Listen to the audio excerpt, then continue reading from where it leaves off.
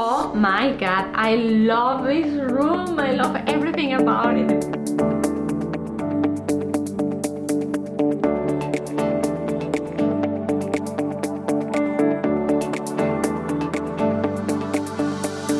We're Matt and Carla, a Canadian couple with two totally different backgrounds, sharing our experience and advice about traveling in Canada.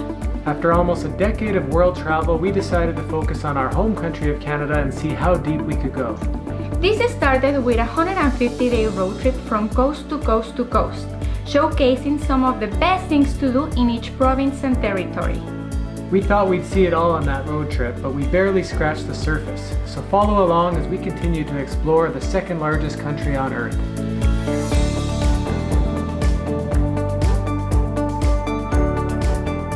Over the last few days, we've really been getting to know Prince Edward Island. We slept in a lighthouse, we learned all about potatoes at the Potato Museum, and we got to explore some different seaside cities such as Summerside and Victoria by the Sea, where we also got to enjoy Savor Victoria, one of the many events of the Fall Flavors Festival.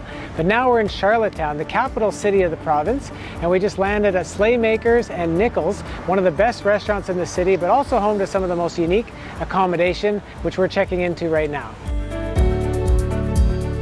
Oh my god, I love this room. I love everything about it. The pillows, the lamp, the bathroom. Oh, it's so pretty. Or cool. I think it's more cool than pretty. I also love this room, but I'm especially loving the fact that they give you a record player and records to play, because I've actually never played a record before. But I've heard the music sounds actually better on a record than on a CD. Let's see if I can figure this out. Now what do I do? Play. No, it's not Google. Is there Bluetooth? Something? No, it's silly. It actually does have a USB, so Yeah. It's a modern one.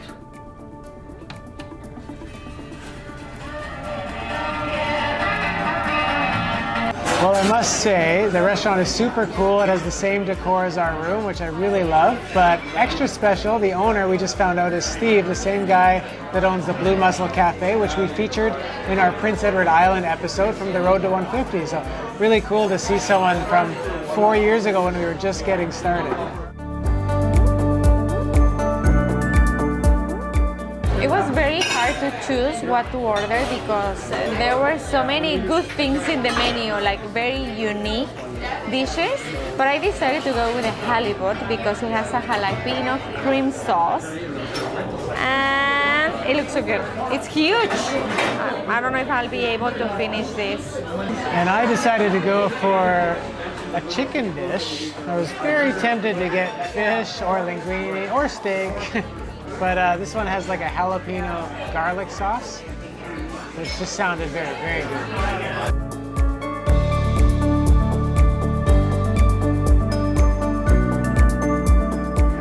Oh my god, so good.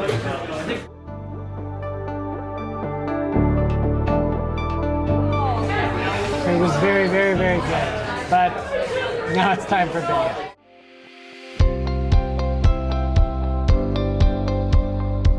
We're ready to explore on our first and only day in the charming city of Charlottetown. We've been here before, so we're gonna do our own walking tour so we can show you what it's like.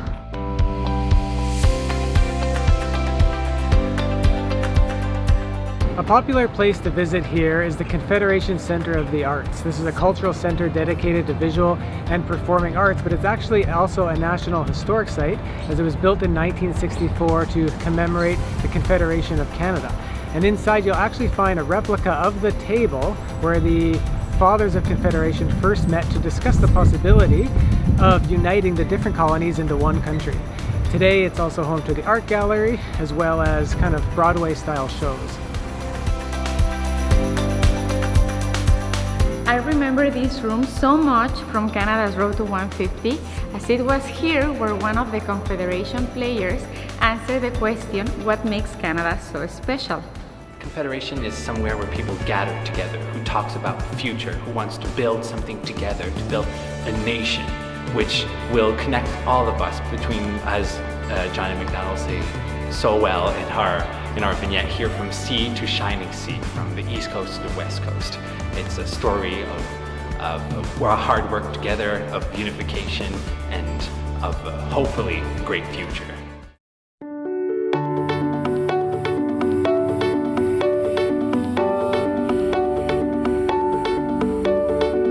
As you can see, Charlottetown is a really beautiful city to walk around. You can do your own tour. There's plenty of signs everywhere that explain the history of the area you're visiting, but you can also pick up a map from pretty much all the hotels and visitor centers. But another thing we highly recommend is a walking tour. In 2017, we did this with Confederation players, and it's really cool because they're dressed up in the actual period costumes from that time, and they really know their history, so they explain the significance of the area, and of course when the Founding Fathers came and basically came up with the idea for Canada. But right now we're at the harbor. This is where the ship would have landed in 1864 with the Founding Fathers on board. And it seems like a really significant event, but at that time they were pretty much ignored because there was a circus in town and everyone was more interested in that. And that circus was actually made by Slaymaker Nichols, which is the name of the hotel we're staying at.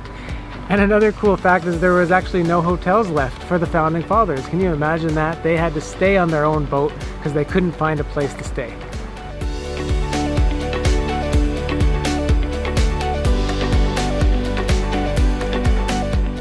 Well, it's a little bit windy today and we were getting a little hungry, so we decided to stop into Founders Food Hall. This is the latest addition to the Charlottetown waterfront. And it's a pretty cool place where you can find a number of different restaurants and shops.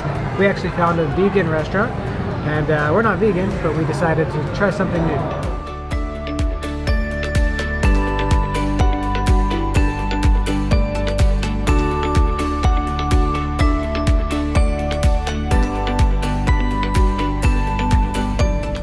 Sadly, this is our last morning here at Slaymaker and Nichols. We actually really love this place, and last night we got to change rooms. We got to see a different room. This one's actually much bigger. The bathroom is humongous, so big that Carla even got to work in the bathroom yesterday.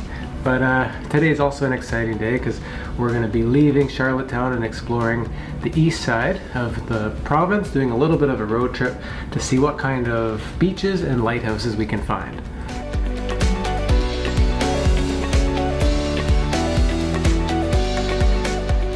Well, we made it to Point Prim Lighthouse, which is the oldest lighthouse in PEI, built in 1845. Well, as usual, it's super windy here, so it's a little breezy. Make sure you bring a sweater.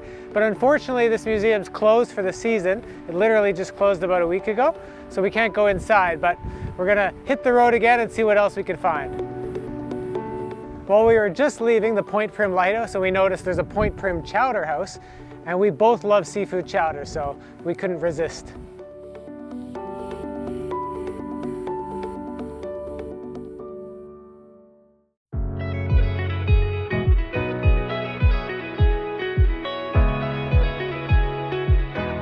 Well, we found ourselves a beach. If there's one thing you're guaranteed to find in PEI, it's beautiful beaches and lighthouses. They're really all over the place. We're about 30 minutes from the lighthouse that we were just at, and we're actually right close to the ferry that we're going to be taking pretty soon to Nova Scotia. So this is right by Northumberland Provincial Park, which for some reason is closed right now. So we just drove down the street, found a little road, and we were able to make our ways onto the beach.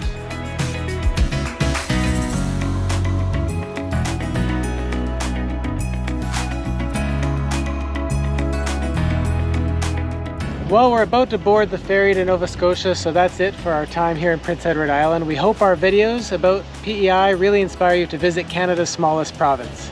And of course, as always, if you like this video, give us a thumbs up, hit that subscribe button so you don't miss out in our adventures across Canada. And for more information and travel guides, visit our website at soooooo.com. Look. You find seashells all over the place. You want one, Carla? You can paint it with our Musty Canada logo.